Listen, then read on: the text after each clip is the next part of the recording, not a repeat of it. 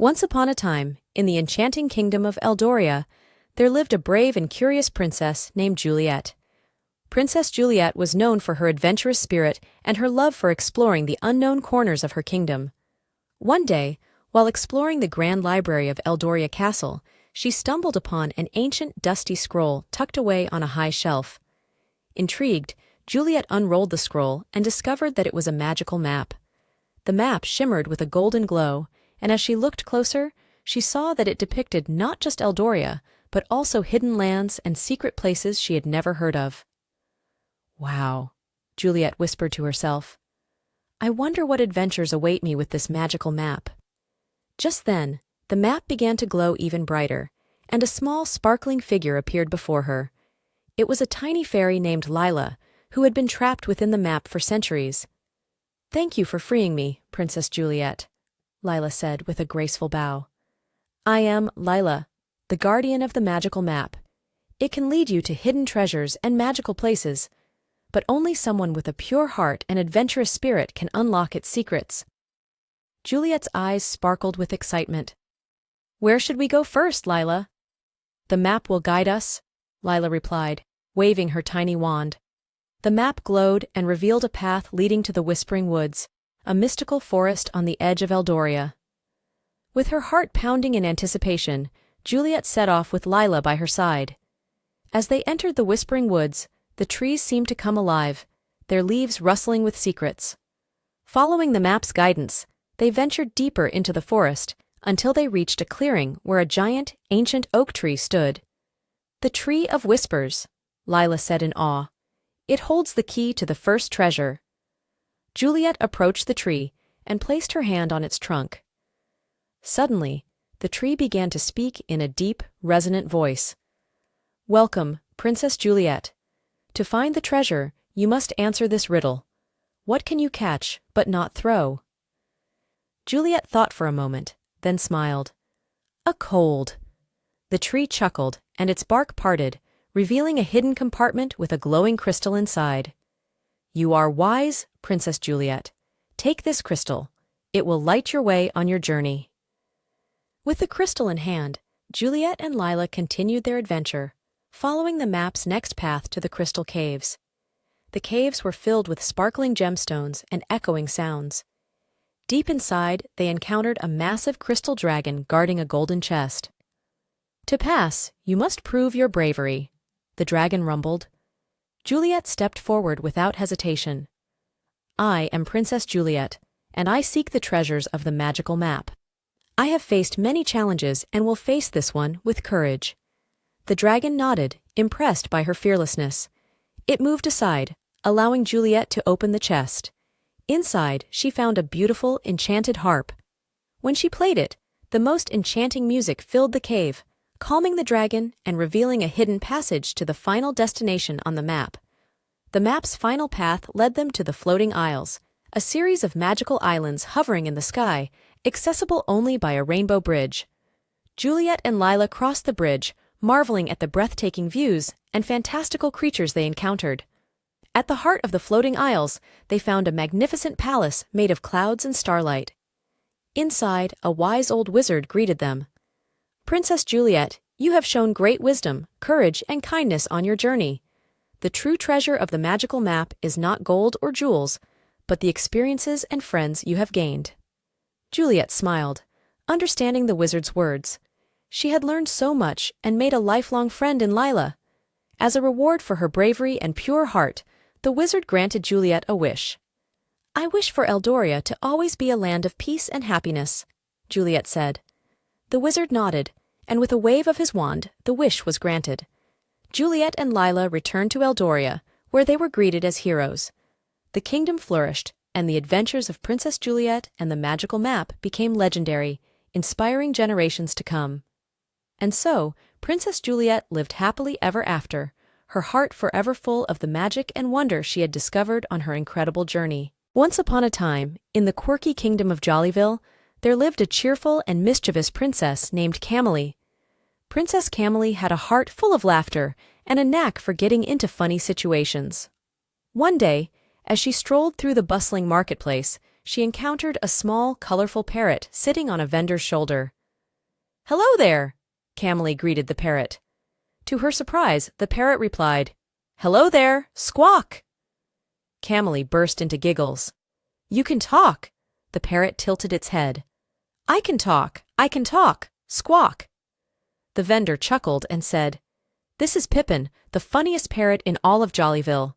He loves to mimic and cause a bit of trouble." Camely's eyes sparkled with excitement. "I must have him. How much for Pippen?" The vendor smiled. "For you, princess, Pippen is a gift." Camely happily took Pippen home to the castle, eager for the fun they would have together. Little did she know, Pippen was about to lead her on the funniest adventure of her life. The next morning, Camely woke up to a cacophony of strange noises. She hurried to the royal kitchen to find Pippen perched on a shelf, mimicking the cook's voice and ordering the staff to make the most ridiculous dishes. "Make me a jelly bean soup, squawk! Fry some chocolate eggs, squawk!" The cooks were in a frenzy, trying to follow the bizarre orders. Camely laughed so hard she had to hold onto the doorframe. "Pippen, you cheeky bird!" Pippen flapped his wings and flew over to Camely's shoulder. Cheeky bird, squawk! That was just the beginning. As the day went on, Pippin's antics grew even more hilarious. He imitated the guards, making them perform silly dances and funny marches around the castle. He copied the jester, telling jokes that had everyone in stitches. He even mimicked the king's booming voice, causing confusion during a royal meeting. "Bring me a sandwich! Squawk!" Pippen shouted in the king's voice, causing a servant to dash off to the kitchen. King Roland looked around, bewildered. "I didn't ask for a sandwich!" Camely couldn't contain her laughter. "Oh, Pippen, you're a riot!" One afternoon, as Camely and Pippen were exploring the castle grounds, they came across a group of children playing near the pond. Seeing the princess, the children ran over, excitedly asking her to join their games. "Of course," Camely said, "but we have a special guest today. Meet Pippen." Pippen perched on Camely's arm and squawked, "Meet Pippen! Meet Pippen!" The children giggled and clapped. Camely decided to teach them a fun game called Parrot Says, where they had to mimic whatever Pippen said. Pippen, delighted with the attention, started with simple commands. "Parrot says, flap your wings, squawk!" The children flapped their arms like wings, giggling uncontrollably. Pippen continued, mixing up the commands with his usual flair. "Parrot says, hop on one foot, squawk! Now spin around, squawk! Touch your nose, squawk!" The children were in fits of laughter, especially when they realized Pippen had tricked them with the last command, as he hadn't said "Parrot says." As the sun began to set, Camely and the children sat around a bonfire, sharing stories and roasting marshmallows. Pippen entertained everyone with more funny mimics and jokes. "Knock, knock, squawk," Pippen began. "Who's there?" the children replied in unison. "Owl," Pippen said, with a twinkle in his eye. "Owl who?"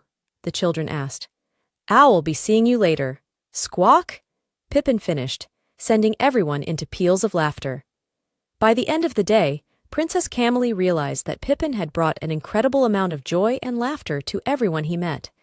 His funny antics had not only made her day, but had also created wonderful memories for the children and the entire castle staff. Camely hugged Pippen and said, "You're the best, Pippen. Thanks for making today so special."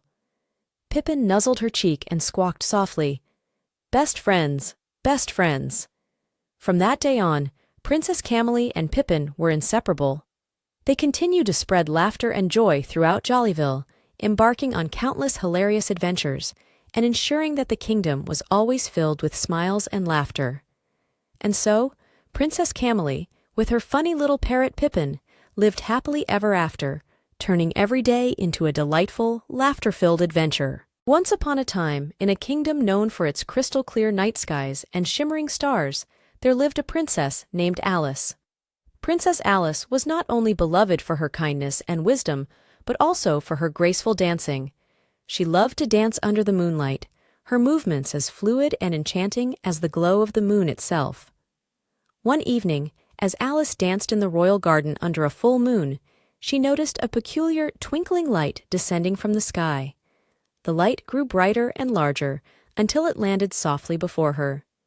To her astonishment, it was a moonbeam, solid and shimmering like a magical staircase.